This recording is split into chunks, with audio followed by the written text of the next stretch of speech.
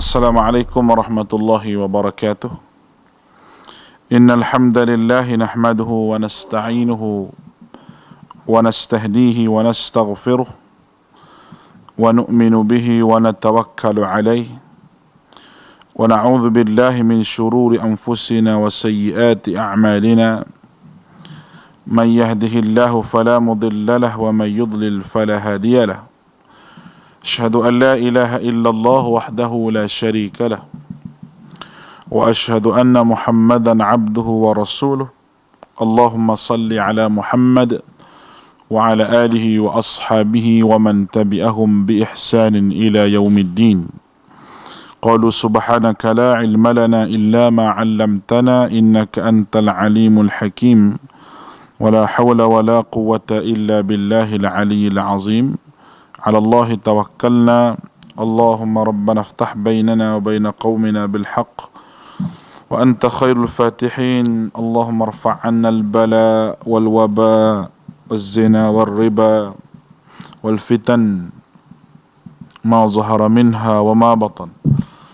Alhamdulillah, bersyukur pada Allah Subhanahu wa taala pada pagi ini kita dapat bersama-sama. Dan mudah-mudahan Allah Subhanahu wa taala memberkati dan merahmati kita. Pada pagi ini, ruang yang diberikan kepada saya, kita akan sebut beberapa perkara berkenaan dengan pemimpin yang baik. Dan bagaimana kepimpinan adalah Islam itu sendiri. Bagaimanakah Islam meletakkan pemimpin itu sebagai salah satu daripada perkara, kepimpinan itu sebagai salah satu daripada perkara yang penting dalam kehidupan seharian. Kerana ada orang yang menjadi pemimpin tetapi dia tidak cukup dengan sifat kepimpinan yang disebut oleh Nabi Muhammad sallallahu alaihi wasallam. Dan bagaimana sifat seorang pemimpin yang baik, bagaimanakah Islam meletakkan kepimpinan itu sendiri. Kita rujuk kepada Al-Imam Mawardi rahimahullah dalam kitabnya Al-Ahkamus Sultaniyah, menyebutkan berkenaan dengan syarat-syarat seorang pemimpin. Seorang pemimpin ini disebut ada syarat dia. Dan di antara syarat disebut oleh Al-Mawardi, dia letakkan di sini 6 perkara. Sebagai seorang pemimpin, sama ada pemimpin itu pemimpin masyarakat ataupun pemimpin itu pemimpin agama. Tetapi kita fokus kepada pemimpin masyarakat dulu yang pertama sekali. Kerana dalam suasana sekarang, pemimpin adalah salah satu daripada perkara yang penting. Dan semua orang tu, semua atas muka dunia ini mesti ada pemimpin dan mereka akan ditanya berkenaan dengan kepimpinan mereka. Sabda Nabi SAW, kullukum ra'in wa kullukum mas'ulun 'an ra'iyyatihi. Setiap kamu adalah pemimpin dan kamu akan ditanya berkenaan dengan kepimpinan yang kamu bawa. Dalam Al-Quran sendiri begitu banyak berkenaan dengan sikap ataupun sifat pemimpin yang disebut oleh Al-Quran. Dan dalam Al-Quran sendiri telah menyatakan bagaimana pemimpin dan rakyat akan bersama di hari akhirat, bersoal jawab di hadapan Allah Subhanahu wa taala. Kata Al-Mawardi dalam kitab Al-Ahkamus Sultaniyah, yang pertama, pemimpin itu mestilah adil. Yang kedua, pemimpin itu mestilah berilmu yang boleh menghuraikan maksud setiap ijtihad dalam meletakkan masalah yang berbentuk semasa, yang berbentuk hukum hakam. Yang ketiga, pemimpin tersebut mesti sihat jasmani, pendengaran, penglihatan. Dan yang keempat, pemimpin itu normal. Ini tidak cacat dan tidak menghalang pergerakan yang dia nak bergerak Yang kelima, pemimpin mesti bijak dalam menguruskan kepentingan rakyat dan juga kepentingan negara. Dan yang keenam, keberanian dalam seorang jiwa pemimpin, kerana dengan adanya keberanian ini boleh melindungi wilayah yang dipimpinnya dalam masalah musuh menyerangnya.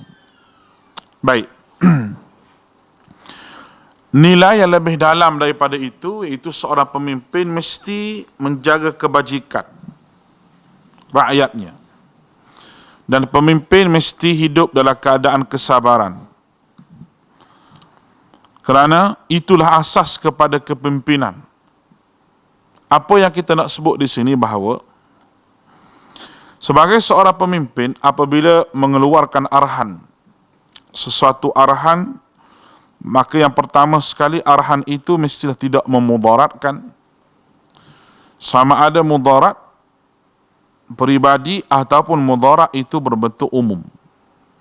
Sebagai contoh dalam hal ini, kita berada pada satu arahan yang dibuat oleh pemimpin supaya rakyat duduk dalam rumah masing-masing dan tidak keluar, kecuali dengan tugas-tugas yang tertentu, kepentingan kehidupan dia, sama ada beli makanan ataupun sebagainya. Maka itu adalah salah satu daripada perintah daripada pemimpin yang patut rakyat kena ikut. Yang terjadi apabila rakyat tidak mengikuti arahan. Sedangkan kalau kita tengok situasi sekarang ini, dalam keadaan virus yang merebak ini, bila arahan ulul amri buat keluar, sama ada masjid tempatan suraunya supaya dikosongkan, ramai orang yang bertanya pada kita, macam mana masjid dikosong, surau dikosong, kerana semakin bala Allah Ta'ala ni, semakinlah kita rapat dengan masjid, rapat dengan surau. Semakin adanya bala Allah Ta'ala ni, jangan membiarkan orang jauh daripada masjid, orang jauh daripada Allah Ta'ala. Itu pendapat dia. Apa yang boleh saya katakan di sini, kita kata di sini bahawa kalau kita tengoklah skop negara kita Malaysia ni, sebab penyebaran virus itu bermula daripada perhimpunan. Satu perhimpunan yang dibuat oleh jemaah tertentu di kawasan dia. Dan perhimpunan tersebut mari daripada luar negara, mari daripada Thailand, dan mari daripada Kemboja, mari perhimpunan yang disebut sebagai Ijtima' Tabligh, dan dibuat setiap tahun. Yang jadi masalahnya apabila perhimpunan tersebut dibuat dalam keadaan situasi virus ini melanda negara kita. Ada orang kata, kenapa itu tutup kelab malam, pasar raya, itu tutup masjid? Jawapannya, kerana yang pergi ijtimak tu, contohlah saya kata, Perlis 100 lebih peserta ijtimak. Lepas tu, Kelantan 200, Sil 300, 400. Maka hak balik ni, dia tak pergi ke kelab malam, dia tak pergi ke pasar raya, dia pergi ke masjid. Kerana yang pergi ijtimak itu adalah orang masjid, yang kita sebut sebagai kaki masjid. Lalu, balik, membawa virus yang dia pun tak tahu dia dapat virus, lalu dia pergi ke masjid. Bila masjid ni bersalaman dengan orang, bercakap dengan orang, bersembang dengan orang, yang menyebabkan virus itu merebak. Oleh sebab itu, kita tangguhkan solat berjemaah dan juga solat Jumaat, dan kita buat supaya masjid itu bersih, dan ada orang yang bersih masjid tersebut. Kenapa dalam tempoh 2 minggu? Kenapa dah tempoh 2 minggu? Kerana kalau kita tanya bahagian kesihatan, doktor ni dalam masa 2 minggu tu lah, dia boleh nampak dia tu kena ataupun tidak. Sebab lepas pada 2 minggu tu, hari yang ke-15 tu mungkin dia demam. Masa tu boleh kita asingkan di antara yang betul-betul kena ataupun tidak. Kerana pada peringkat awal virus ini, dia tidak kenal siapa-siapa. Dia tak kenal kamu tabligh jemaah mana. Sebab tabligh tu sendiri, kalau kita baca dalam media tu, dia berpecah pada dua. Satu yang syura alami, satu yang pengikut Maulana Sa'ad. Yang masing-masing dalam FB mereka ini, mereka mengkafirkan sama-sama mereka. Itu perpecahan yang berlaku di antara mereka. Lalu sepatutnya dakwah ini tidak boleh berpecah. Dakwah ini kena bersatu. Itu baru betul dakwah. Dan dakwah itu di atas hujjah. Qul hadhihi sabili ad'u ila Allah ala basirah. Qul hadhihi sabili, katakanlah ini jalanku, ad'u ila Allah, mengajak manusia balik pada Allah ala basirah, di atas hujjah. Kita tidak salahkan 100% orang tabligh, tidak. Qadarullah, ini adalah ketentuan Allah Subhanahu wa taala. Tetapi mereka sama-sama mereka tu tengok mereka saling menuduh, tuduh menuduh. Ni sebab tabligh Maulana Sa'ad satu, Syura Alami satu. Kalau nak tahu perpecahan ni, kita kena bincang lebih lanjut lagi. Kena macam mana perpecahan ini boleh berlaku, dan saya juga ikuti beberapa perkembangan berkenaan dengan perbalahan di antara Syura Alami, Syura Tabligh yang besar dengan Maulana Sa'ad. Yang mana betul, yang mana salah, wallahu alam. Tetapi masing-masing telah ada tuduh kafir mengkafir. Dan kalaulah dia tahu kawasan ni, surau ni, masjid ni tabligh hak Maulana Sa'ad, tabligh Syura Alami, tak pergi. Ada sampai tak pergi semayang situ. Seolah-olah itu semua, dan ada 2, 3, 4 perkara yang dia buat keluar fatwa sampai tak boleh makan satu talam dengan orang yang beraliran dengan tabligh Maulana Sa'ad. Kerana Maulana Sa'ad telah pun khuruj, telah pun jadi khawarij, jadi keluar daripada Syura Alami. Kerana beberapa pendapat Maulana Sa'ad yang tidak dipersetujui oleh Syura Alami. Itu dia punya sikit sebanyak perbalahan. Jadi perbalahan tu diheret sampai ada maki-memaki, ada kata mengata, dan itu satu benda yang tidak bagus. Jikalau kita membawa dakwah Nabi SAW, perkara tersebut mestilah kita elak. Baik, kita balik kepada pemimpin tadi. Bila pemimpin keluarkan arahan, rakyat akan ikut, kerana arahan itu tidak bercanggah dengan Allah dan Rasul. Muhammad Amin Al-Syanqiti menjelaskan, pemimpin haruslah seorang yang mampu menjadi penentu di antara al-haq wal batil, yang kita sebut sebagai qadi ataupun hakim, kepada rakyatnya. Dan haruslah pemimpin tersebut, jikalau dia bijak dalam pengurusan, dia hendaklah mengambil penasihat orang yang memiliki ilmu yang tinggi dan meminta fatwa kepada orang yang lain untuk menyelesaikan masalah yang berlaku di kalangan masyarakat. Apa yang diambil oleh kerajaan pada hari ini, kalau kita nampak kerajaan telah pun memanggil semua mufti-mufti dan beberapa orang yang dikira orang yang ada kelayakan, autoriti untuk membincangkan berkenaan dengan arahan yang dikeluarkan ini. Dia panggil semua sekali masyarakat, dia panggil semua sekali orang yang berautoriti ni supaya bercakap dalam bidang masing-masing. Sama ada dalam bidang usulnya, dalam bidang kesihatan. Maka pemimpin mendengar nasihat daripada para alim ulama, dan alim ulama tersebut telah pun mengeluarkan pendapat mereka. Oleh kerana benda ini boleh tersebar di masjid dan di surau, maka kita pun keluarkan keputusan itu, lalu kita pun bagi tahu kepada raja-raja yang memimpin agama. Maka raja-raja buat keluar arahan. Bermakna dalam negara kita dalam situasi sekarang ni, kita nampak bahawa orang agama yang disebut sebagai ulama dan umara adalah jalinan yang baik untuk membina sebuah masyarakat. Cuma tinggal lagi masyarakat itu sendiri ambil cakna ataupun tidak dengan apa yang telah berlaku. Masyarakat itu sendiri ambil cakna ataupun tidak. Mungkin daripada sudut pelaksanaannya nampak sedikit ketimpangan yang berlaku, oleh kerana kita pada hari ini masih lagi awal menghadapi virus yang begitu besar ini. Kita tidak ada pengalaman mungkin. Malaysia ni berpengalaman dalam masalah bencana alam pun tidak banyak. Hanya banjir sahaja, dan angin taufan tidak sebagaimana negara-negara luar. Jadi persiapan kita menghadapi bencana ini mungkin agak kurang. Setelah Allah Subhanahu Wa Taala uji kita dengan perkara ini, maka pemimpin dan juga ulama dan juga umara, kita nampak bagaimana usaha mereka untuk menyelesaikan masalah. Dan kita jangan ambil tahulah ulama-ulama yang berotak sempit ni, otak mereka sempit. Mereka tidak terbuka dalam buat satu perkara dan satu hukum, sehingga mereka kata kita tak takut pada corona, kita takut pada Allah Ta'ala. Betul. Corona itu sendiri adalah benda yang dibuat oleh Allah Ta'ala. Wabak itu sendiri benda yang dibuat oleh Allah. Kerana itu Tuhan sebut, وَنَبْلُوكُمْ بِالشَّرِّ وَالْخَيْرِ فِتْنَةً. وَنَبْلُوكُمْ بِالشَّرِّ, aku buat benda jahat, wal khairi, baik, ini tujuan untuk uji kamu. Lalu tak patutlah kita kata begitu kerana pencegahan itu lain. Kalau kita tahu dah ada singa, harimau di hadapan tu, kita nak pergi tekam, kita nak pergi lalu jalan tu, sedangkan kita telah tahu benda tu telah bahaya di hadapan. Orang mukmin diajar wala tulku bi aidikum ila tahlukati wa ahsinu innallaha ma'al muhsinin. Wala tulku bi aidikum ila tahlukah. Jangan kamu campakkan diri kamu ke arah kebinasaan. Wa ahsinu, buat-buat baik kerana Allah itu bersama dengan orang yang baik. Muhsinin. Apa yang nak sebut di sini, ayat ni adalah ayat derma asalnya, ayat menderma. Sebab ayat mula-mula wa anfiqu fi sabilillah. Kamu naklah menderma jalan Allah. Wala tulku bi aidikum ila tahlukah. Jangan kamu campak tangan kamu, sebab Allah Taala guna tangan. Sebab derma tu dengan tangan.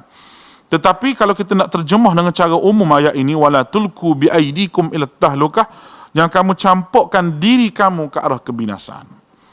Itu adalah ayat Allah Subhanahu Wa Taala. Kalau orang yang menjerumuskan diri dia ke arah kebinasaan adalah benda yang dilarang oleh Allah Subhanahu Wa Taala. Karena itu ada ustaz-ustaz yang kata begitu, saya boleh katakan mereka tidak luas berkenaan dengan ilmu ini, dan mungkin mereka telah mengeluarkan, orang panggil, fatwa mereka seseorang. Apabila fatwa itu berseorangan nak banding dengan jemaah majlis fatwa peringkat kebangsaan, maka kita lebih pakai di kalangan pendapat yang ramai. Dalam bab fatwa ni kita kena pakai pendapat yang ramai. Selagi pendapat tersebut tidak bercanggah dengan akidah. Dalam bab lain boleh kita pakai, dalam pendapat yang ramai itu kita kena tengok hujah yang lebih kuat. Yang mana lebih kuat. Lalu saya nampak di sini bahawa hujah yang dikeluarkan tu lebih kuat lagi. Yang lebih hairan lagi, yang bising masjid ni kena tutup apa kan, hak bising tu tak orang masjid pun. Hak tu yang lebih teruk lagi. Yang bising tu dia tak orang masjid pun. Kalau dia main masjid boleh tahan. Jadi itu orang panggil satu benda yang tidak sesuai lah untuk dia bercakap. Baik. Allah Ta'ala berfirman, walau la daf'ullahu linnasa ba'dahum li ba'din la fasadatil ard. Surah Al-Baqarah ayat 251. Seandainya Allah tidak menolak keganasan sebahagian manusia dengan sebahagian lain, pasti rosaklah manusia tersebut. Yang ini seandainya Allah Ta'ala tidak menegakkan kepimpinan di atas muka bumi untuk menolak kezaliman ini, nescaya tidak ada orang yang membela orang yang lemah. Orang dizalimi akan terus dizalimi. Kalau kita tengok pemimpin ini, Allah Subhanahu Wa Taala bangkitkan pemimpin ini dengan zaman-zaman yang tertentu. Ada, kalau kita tengok Hajjaj Yusuf As-Saqafi, diceritakan Hajjaj ini zalim. Hajjaj ni begini. Saya tak mau ceritalah. Tetapi ulama kata kalau Allah Ta'ala nak masukkan dalam syurga Hajjaj Yusuf As-Saqafi ini, cukup dengan satu benda yang dia buat, iaitu dia telah pun membariskan Al-Quran, yang menyebabkan Al-Quran itu boleh dibaca oleh semua manusia. Bayangkan kalau Al-Quran sampai kepada kita tidak ada baris. Bila tidak ada baris, kita akan mengaji bahasa Arab dulu untuk membariskan Al-Quran. Dan bahasa Al-Quran itu sendiri lagi susah daripada bahasa Arab, walaupun dia salah satu daripada bahasa Arab.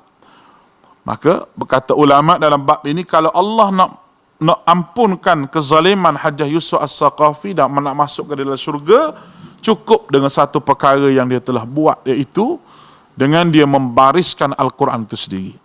Ada yang tidak bersetuju dengan Hajjaj Yusuf As-Saqafi ini, zalim. Tetapi kita tidak mengutuknya secara sebagaimana orang Syiah mengutuk sahabat-sahabat yang lain, walaupun Hajjaj ini bukan sahabat. Tapi Allah Ta'ala adakan orang yang bernama Hajjaj Yusuf As-Saqafi di tengah-tengah orang yang tidak mahu taat pada pemimpin. Masyarakat jadi berpecah belah oleh kerana masing-masing mereka nak taat pada ketua-ketua mereka. Apatah lagi Arab hidup dalam keadaan kabilah. Lalu Allah Subhanahu Wa Ta'ala bangkitkan Hajjaj Yusuf As-Saqafi ni dengan perangai dia, dengan bengis dia, dengan apa yang dia menyebabkan orang slow down belaka semua sekali. Menyebabkan orang tu taat pada dia. Itu dari segi kebaikan dia lah. Dari segi kebaikan, dari sudut apa yang dia zalim tu dia dengan Allah Subhanahu Wa Taala. Tapi itu masalah manusia banyak boleh selesai, menyebabkan orang boleh bersatu, boleh ikut dia walaupun ikut dalam keadaan terpaksa. Baik.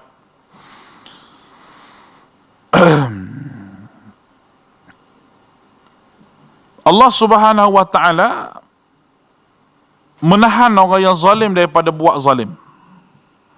Sebab tu Nabi kita Muhammad sallallahu alaihi wasallam menyebut bahawa kamu kena tolong orang yang zalim dan tolong orang yang dizalimi. Sehingga sahabat tidak memahami dalam bab ini. Sahabat tidak faham dan sahabat berkata, kami faham,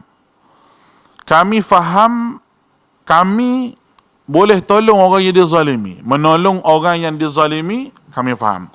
Bagaimana menolong orang yang zalim? Sedangkan Allah Ta'ala sebutlah Quran, wala tarkanu illadina zalamu. Walau kita baca fatamassakumun nar, jangan kamu cenderung pada orang zalim, kamu akan disambar oleh api neraka.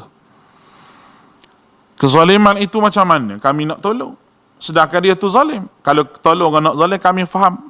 Maka Nabi SAW bersabda, tolong berhentikan kezaliman dia.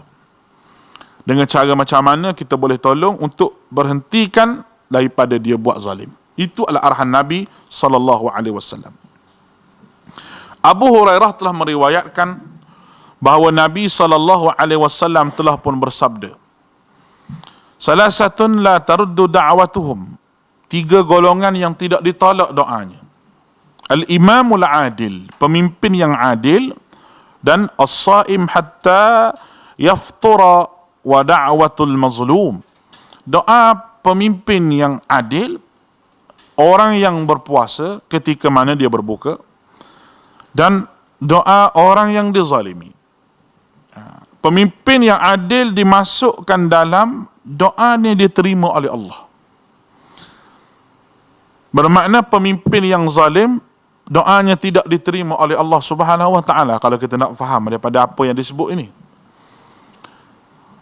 Pertama, dan itu orang puasa. Yang ketiga tadi, doa orang yang dizalimi.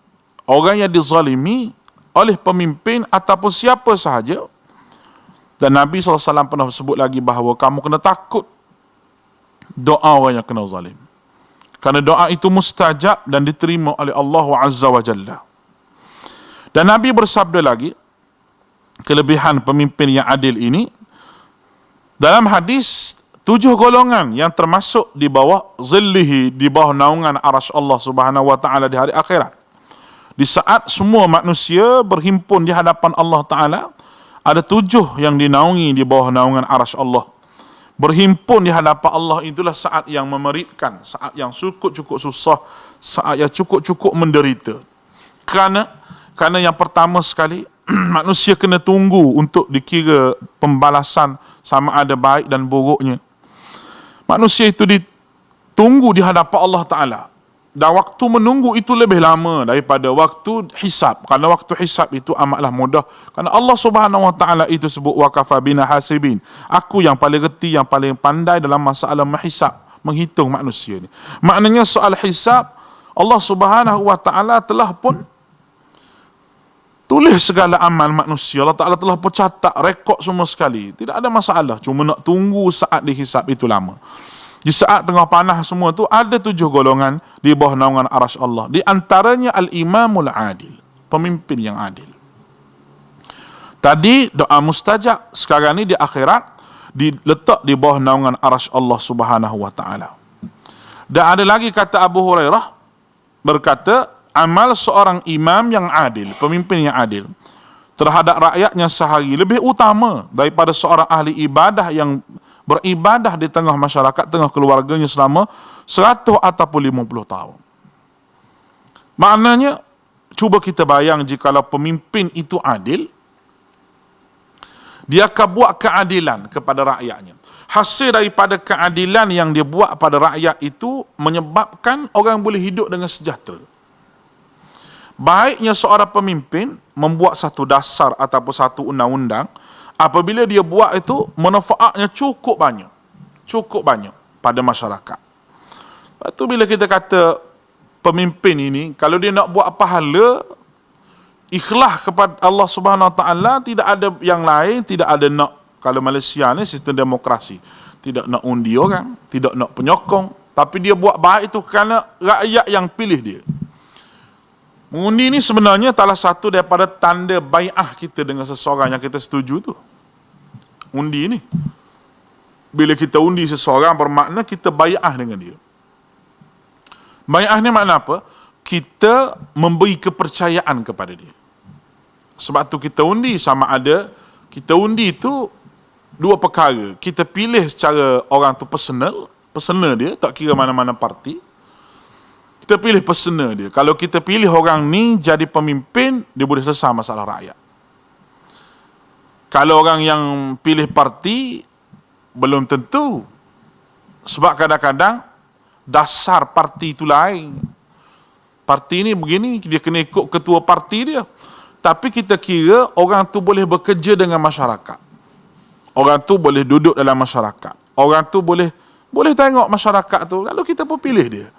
Dia memang boleh bekerja untuk masyarakat. Kita pilih dia sebagai seorang pemimpin untuk kita angkat dia menjadi pemimpin dan kita angkat dia supaya dia bekerja dengan dia bekerja kebajikan, dia jaga kebajikan masyarakat, dia jaga kebajikan rakyat, dia jaga kebajikan orang yang duduk di bawah dia. Itu yang menyebabkan banyak manfaat yang berlaku hasil daripada keadilan seorang pemimpin itu sendiri.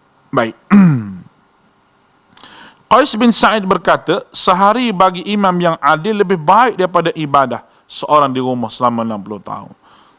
Sebab saya sebut tadi, sebab apa yang pemimpin itu buat, manfaat dia itu lebih daripada orang lain. Seorang pemimpin itu dapat buat manfaat cukup banyak orang dapat manfaat daripada apa yang dia laksanakan. Contoh, satu undang-undang yang digubal oleh seorang pemimpin.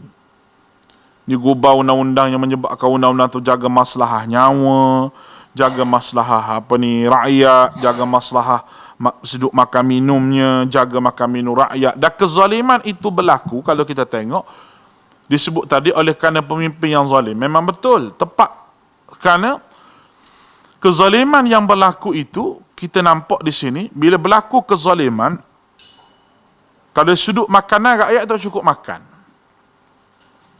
Bila rakyat tak cukup makan, saya kezaliman itu merebak. Orang akan buat zalim untuk dapat makanan. Sama ada mencuri, sama ada merompok ataupun menyamun. Hasil daripada pemimpin yang tidak cakna berkenaan dengan isu suapan di mulut rakyat, makanan yang nak rakyat makan. Ataupun kita sebut pada hari ini bahasanya keperluan hidup, kos sara hidup. Kos sara hidup adalah benda yang penting dijaga oleh pemimpin. Kerana rakyat yang hidup di bawah ni nak pergi beli barang di pasar barang mahal. Naik harga. Nak beli ikan naik harga. Nak beli ayam naik harga. Kos sara hidup dan pendapatan maksima setiap negara itu berapa? Dengan kos sara hidup yang ada. Pemimpin kena selesai masalah ni dulu. Kerana apabila laparnya perut rakyat itu yang menyebabkan tidak taat pada pemimpin dan kezaliman akan berlaku. Maknanya kita tak boleh nak salahkan rakyat dan tidak taat pada pemimpin. Sebab pemimpin tidak membina jalan ketaatan untuk kita taat pada pemimpin. Untuk kita taat pada pemimpin tu, pemimpin kena bina jalan ketaatan tersebut. Dan kalau pemimpin tu dah buat sehabis baik, tapi rakyat nak lawan juga, itu baru kita panggil orang yang langgar aturan Allah Ta'ala supaya ati'u Allah, taat pada Allah, wa ati'u Rasul, taat pada Rasul al-amri, dan juga taat kepada pemimpin. Taat pada Allah, Rasul tidak belah bagi, tapi taat pada pemimpin adalah perkara yang baik. Tu kita cukup cakaplah sudut umum. Kalau kita bercakaplah sudut negeri Perlis ni, ulul amri yang menjaga agama. Dia buat satu undang-undang untuk menjaga agama. Untuk menyeragamkan masjid-masjid, pengurusan semua sekali. Lalu ulul amri buat undang-undang. Dan undang-undang tersebut tidak bercanggah dengan Allah dan Rasul. Undang-undang tersebut nak jaga maslahah. Kalau kita lawan juga peraturan yang telah ditetapkan oleh ulul amri dalam bab soal nak jaga masjid, soal nak jaga orang ramai, soal nak jaga agama, bermakna sifat khawarij itu telah pun bertapuk dalam jiwa kita. Kalau tidak ada sebab untuk kita lawan. Bukan perut kita lapar, bukan ulul amri sekak kita cari makan. Cuma ulul amri cuba nak bawa kepada kita supaya beramal mengikut sunnah Nabi SAW. Itu satu benda yang bagus. Beramal mengikut dalil yang banyak, majoriti. Beramal mengikut dalil yang kuat. Beramal mengikut dalil yang ada pada pendapat imam-imam mazhab. Bukan tak ada dalil. Ada dalil daripada imam-imam mazhab. Lalu kita tengok musibah demi musibah berlaku, permusuhan demi permusuhan berlaku oleh kerana ada orang yang tidak mahu taat kepada pemimpin. Dalam ketaatan itu dalam masalah kebaikan. Baik. Al-Wahbah bin Al-Munabbih rahimahullah berkata, apabila seorang pemimpin berkeinginan melakukan kecurangan dan melakukan kezaliman, nescaya Allah akan menimpakan musibah kepada rakyat. Musibah kepada rakyat dan juga pemimpin. Segala sesuatu musibah yang berlaku dengan sebab kezaliman pemimpin telah pun nyata. Memang betul. Pemimpin kau harta rakyat. Pemimpin kau harta negara yang menyebabkan negara itu menjadi negara yang sudut ekonominya mundur kerana rasuah para pemimpin. Menjual aset-aset negara, menjual harta negara. Harta negara dijual. Harta tu harta rakyat. Dan pemimpin perlu ingat bahawa rakyat yang membayar gaji mereka dan rakyat yang membayar semua kos sara hidup dia. Hasil daripada duit rakyat. Duit rakyat hak bayar cukai inilah duit rakyat yang bayar segala bentuk bayaran teks yang kita bagi pada kerajaan. Ada segala tanah-tanah yang diusahakan hasil daripada cukai ni, dia beli tanah, dia melabur, dia buat ni untuk masuk hasil tu pada negara. Semua tu untuk bayar gaji pemimpin, untuk bayar gaji pemimpin yang ada, yang kita naikkan, yang kita sokong, yang kita undi, dan pemimpin itu kena beri manfaat yang besar kepada masyarakat supaya Allah Subhanahu Wa Taala mengampuni dosa-dosa pemimpin ini. Baik. Pemimpin yang paling baik iaitu pemimpin yang sentiasa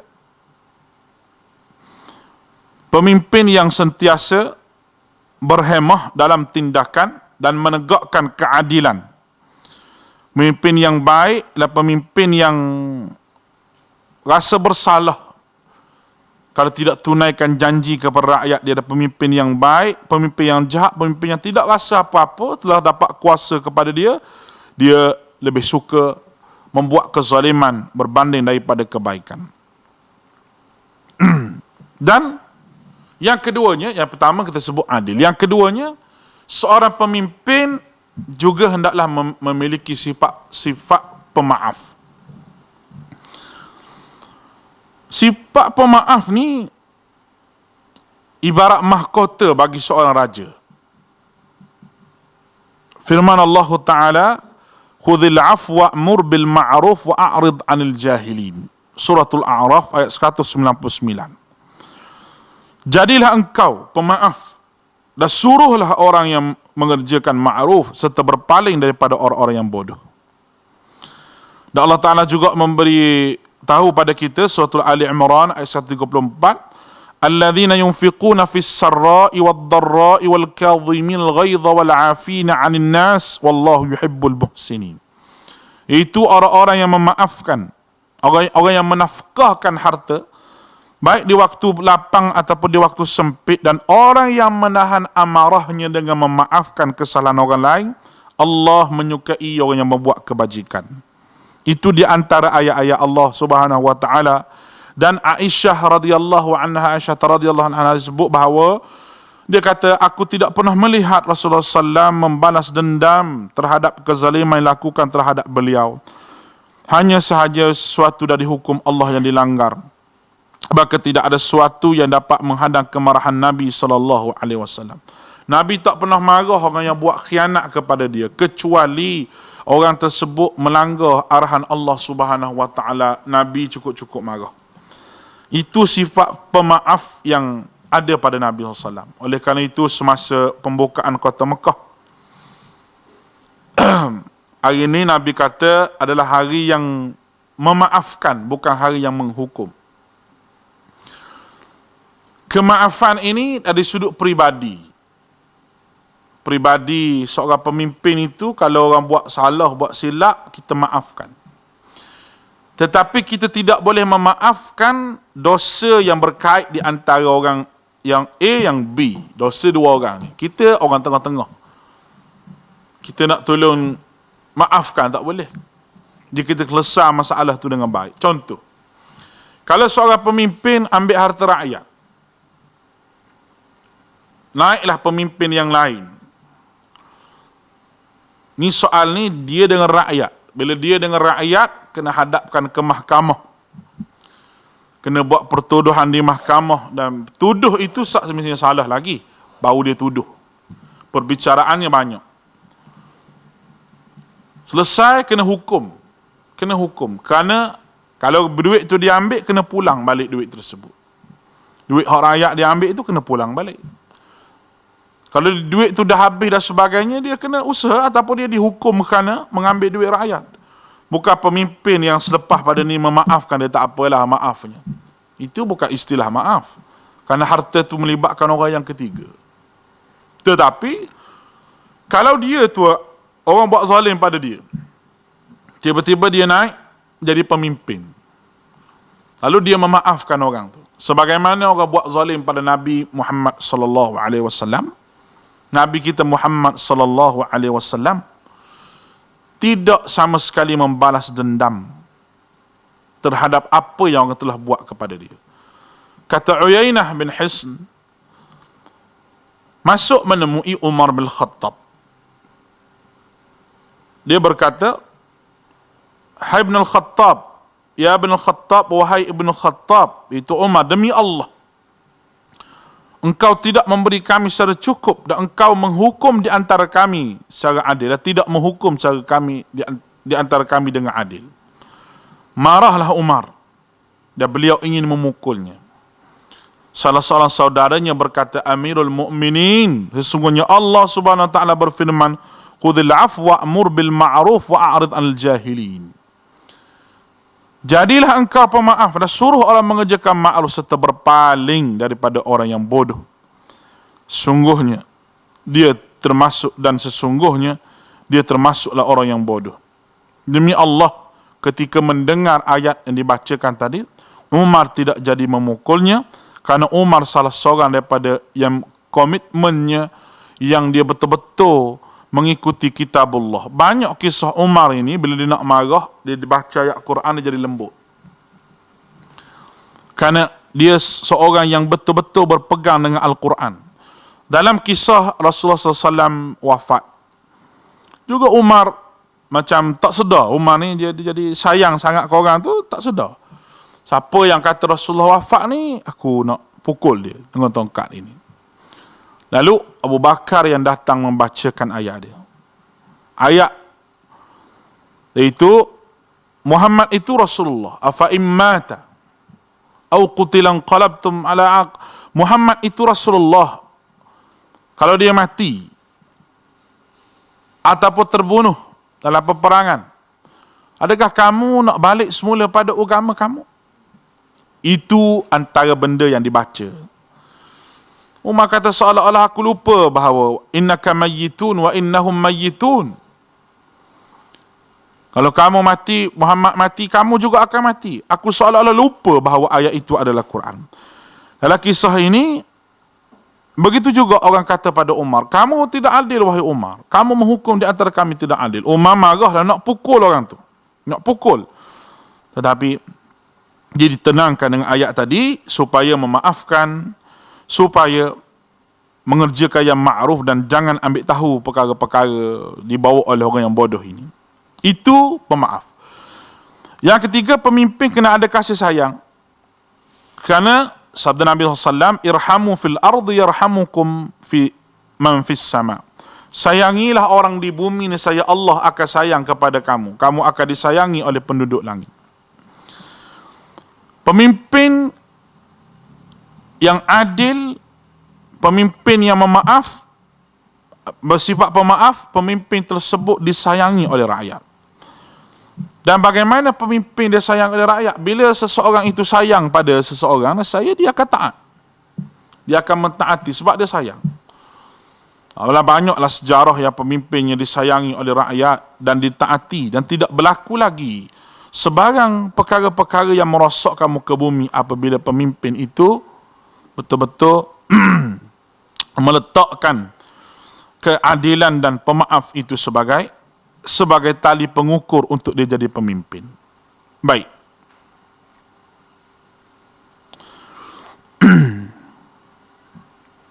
Kemudian beberapa soalan yang biasa bermain di sekitar masyarakat ini. Kalau kita tengok persoalannya, di antaranya bahawa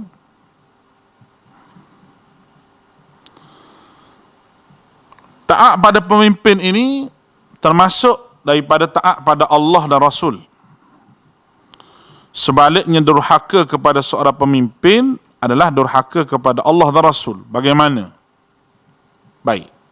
Saya sebutkan tadi seorang mukmin yang berharap banyak pahala di sisi Allah Ta'ala, dia sentiasa mentaati perintah Allah dan Rasul. Nabi SAW sebut, "Man ata'ani faqad ata'a Allah, wa man asani faqad asa Allah, wa man yuti'il amiru faqad ata'ani, wa man ya'sil amir faqad asani." Barang siapa yang mentaati saya, dia sungguh mentaati Allah. Dan barang siapa yang bermaksiat tidak mentaatiku, nescaya dia bermaksiat pada Allah. Dan barang siapa yang mentaati pemimpin, maka sungguhnya dia telah mentaatiku. Dan barang siapa yang bermaksiat kepada pemimpin, maka dia telah bermaksiat kepadaku. Bagaimana untuk kita memahami hadis ini? Seolah-olah pemimpin dengan Nabi ini ada kaitan dia. Sekali lagi saya sebut bahawa pemimpin yang ada kaitan dengan Nabi SAW itu pemimpin yang menjaga agama, yang menjaga masalah agama, pemimpin yang menjaga rakyat yang betul sebagaimana sifat ditunjukkan oleh Nabi SAW, barulah pemimpin tersebut dikira sebagai mentaati Rasulullah SAW. Kalau pemimpin tersebut tidak taat kepada Allah dalam satu perkara, tapi dia taat pada Allah dalam perkara yang lain, pun kita kena taat pada dia. Selagi mana dia tidak menyuruh rakyat dia untuk derhaka pada Allah. Banyak orang yang mengatakan, kita nak taat pada pemimpin ulil amri macam mana, dia pun tak taat pada agama. Kita kata begitu. Hidup dia pun dengan tidak cara agama, itu masalah peribadi dia dengan Allah Ta'ala. Dan dia tidak menyuruh orang ikut cara dia hidup, tidak. Kalau pemimpin tu suka ke kelab malam, katakan, dia tidak suruh orang pergi kelab malam, naik kelab. Kalau pemimpin tu suka begitu, begini, benda-benda yang tak patut dibuat, tapi dia tak suruh orang buat begitu. Dia tak suruh orang buat begitu. Kalau dia buat begitu, dia suruh orang lain buat begitu, dia buat begitu, tapi dia suruh orang lain buat macam dia juga. Itu kita kena lawan dan tidak sepatutnya kita taat. Tapi dalam bab urusan ni, dia buat dengan baik. Dia suruh kita taat pada Allah, dia suruh buat begini-begini. Tapi dalam bab peribadi dia lain. Itu masalah dia dengan Allah Ta'ala. Dia akan ditanya di hadapan Allah Ta'ala. Tapi kita sebagai rakyat, pemimpin begini, kita kena taat. Kita kena taat. Sebab tu pemimpin ini banyak tanggungjawab dia, dan dia akan ditanya oleh Allah Subhanahu Wa Taala dengan soalan yang banyak. Karena salah dia pimpin rakyat ini, kesalahannya cukup besar. Karena menyebabkan rakyat itu hiduplah keadaan kucak-kacir. Rakyat hiduplah keadaan yang tidak betul. Rakyat hidup dalam keadaan yang tidak selesa, tidak aman. Semua benda tu naik atas kepala dia. Dia akan ditanya di hadapan Allah Azza wa Jalla di hari akhirat. Apabila pemimpin itu menyuruh dalam perkara yang baik, tiba-tiba rakyat tidak mahu ikut, adakah dia berdosa? Rakyat atau berdosa? Memang berdosa. Dosa. Kalau bersebutlah hadis ini, orang yang tidak mahu ikut pemimpin, maka dia telah tidak mengikut aku. Sebab pemimpin itu telah beri arahan dengan baik. Sebab tu saya sebut di sini bahawa bila kita diberi cuti yang begitu panjang, masing-masing kerajaan kata kena duduk di rumah. Jangan pergi bercuti, jangan balik kampung, jangan apa. Lalu kita duduk di rumah. Itu arahan pemimpin yang kita kena ikut sebenarnya. Kalau kita bercakap dalam konteks agama ni, kena ikut. Bukan pilihan. Bukan pilihan, tapi ketentuan dan ikutan kita. Jangan keluar daripada negeri, jangan duduk sini. Itu arahan.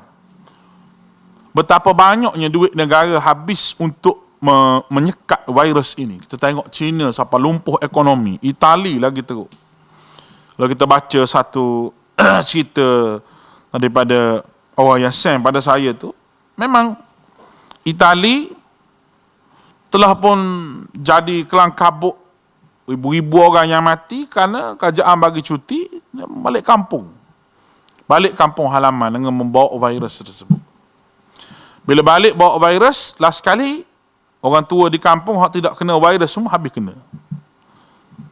Malaysia kena ambil contoh tu sebagai benda yang jadi pedoman kita dalam menghadapi virus. Kita tak biasa, kita ingat virus ni macam sakit gatal gitu je.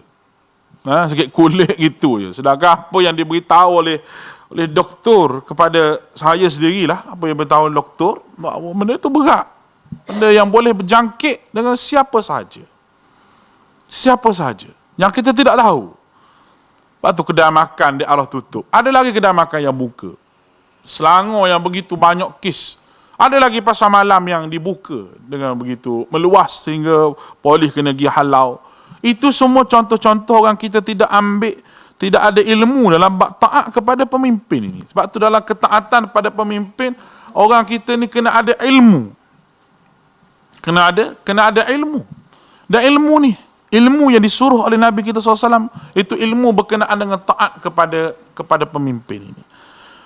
La hawla wala quwwata illa billah. Oleh kerana itulah saya sebut di sini bahawa bila kerajaan suruh duduk di rumah, kita duduk di rumah. Kecuali kita ada hal-hal yang tertentu yang nak beli makanan, tak tutup pun pasar tu, tak tutup lagi. Tak tutup lagi pasar tu. Cuma adalah orang yang melawak dengan saya lah, dia kata duduk di rumah dengan suami ni jadi lain ustaz, dia kata. Suami pun asyik duduk tengok je, bil air pun naik, dia kata ustaz. Tu orang melawak ke saya lah, betul ke tak tahu lah, wallahu alam.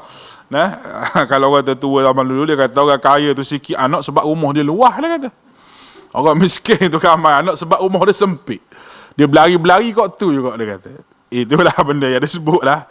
Tapi barulah kita dapat rasa bahawa bersama keluarga tu macam mana. Saya sendiri pun nak balik Kelantan tak boleh dah. Kerana taat pada pemimpin lah. Taat pada pemimpin. Pemimpin kata jangan keluar pada negeri duduk situ. Dah kita takut mereboknya penyakit tengah jalan tu. Kita berjalan tu tentu kita nak berhenti. Tandas awam kita tak tahulah tandas tu macam mana. Dibersihkan dengan elok ataupun tidak. Perjalanan yang jauh itu, dan begitulah orang lain pun begitu juga. Balik daripada Kuala Lumpur, nak balik Perlis ke nak balik Kelantan, perjalanan panjang. Bila semua pakat-pakat balik pergi, masing-masing ada virus tu melekat di tandas awam, dan bila anak kita sentuh apa, dan berlaku di Kuala Kerai. Pesakit yang baru ni. Keluarga dia pergi himpunan tabligh. Tak maaf lah, banyak sikit sebut tabligh ni.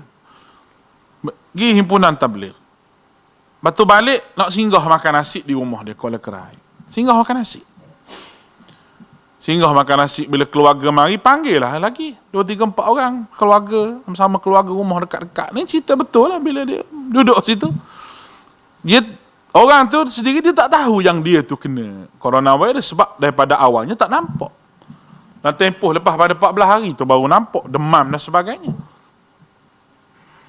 Lalu kawan tu pun salam dengan kawan tu, campur sampai 4-5-6 orang. Satu keluarga. Dia tak pergi, hanya dia singgah. Singgah saja. Sebab tu kita lah dalam tempoh ni kerajaan kata yang keluar. Jangan pergi. Rumah keluarga kita ke ada, jangan pergi. Dan kalau kita tengok video tu, seorang yang mati kerana penyakit virus ini ni, lebih pada penyakit AIDS lagi. Saya pernah tengok seorang yang penyakit AIDS. Yang teruk, yang kronik, HIV yang kronik, dia mati, dan bagaimana dia tidak dibenarkan bawa balik ke rumah dia. Dia terus dimandikan di hospital, dikafan semua sekali di hospital, dan dibawa terus ke kubur. Atas kubur dia tu, dicurah klorin lagi supaya kuman tu mati, dicurah alkohol lagi supaya kuman tu mati. Dalam nak letak tu pun letak alkohol lagi. Di kafan dengan plastik. Coronavirus lagi teruk. Yang nak pergi ke bumi tu pun pakai macam naik ke bulan tu. Dengan topeng, dengan suyak semua, dengan pakaian dia. Kalau AIDS tak begitu pun, dia pakai sarung tangan saja. Penyakit AIDS ni pakai sarung tangan je. Tu lebih teruk lagi, pakai macam nak naik ke bulan tu pakai. Keluarga tak boleh dekat. Dan kubur tak boleh dekat. Bila dah kafan semua sekali, dah mayat pun dah tanam, kena ambil. Ambil klorin, ambil apa ni, alkohol tu, letak lagi atas kubur. Itu, kalau kita tengok situ, kenapa benda tu dibuat? Sebab apa? Kalau kita tanya tu, sebab apa benda tu dibuat? Sebab apa benda tu dibuat? Kerana benda tu adalah benda yang bahaya. Berjangkit benda yang bahaya. Sampai semua nurse-nurse dalam hospital tu, doktor, semua kena pakai. Kena pakai pakaian yang khas. Dan pakaian itu dipakai sekali je. Sudah kerja buang. 24 jam dah kerja duduk keadaan begitu je. Dan mereka adalah golongan yang memang hampir untuk kena kalau tak jaga. Dia ada cara nak buang penutup muka dia, mask ni dia ajar dengan cara betul, tak boleh pegang depan, kena pegang ni, bila sudah pegang kena gunting, letak sampah, lepas tu baju dia, semua dia ajar dengan betul untuk menghadapi virus ni. Dah kerajaan memang habis duit banyak lah untuk melawan virus yang ada ini. Dan virus ini tidak akan reda kalau rakyat tidak faham kena taat pada pemimpin, kerana pemimpin telah keluarkan arahan kawalannya begini-begini, rakyat masih lagi duk hora-hore, kelah tepi pantai, duk mandi situ mandi sini, jadi susah kerajaan nak kekam ni susah, kerana tidak ada kerjasama dalam bab ketaatan. Dan tetap rakyat akan berdosa kalau tak taat pada pemimpin, sebab pemimpin buat satu arahan supaya mentaati arahan ini dan mudah untuk dia buat kerja. Mudah-mudahan kita diberkati Allah Subhanahu Wa Taala. Sekadar itulah perbincangan pada pagi ini berkaitan taat pada pemimpin. Insya-Allah kita akan bersambung esok dengan tajuk yang lain. Aku qauli hadza wa astaghfirullahal azim li wa lakum. Wassalamualaikum warahmatullahi wabarakatuh.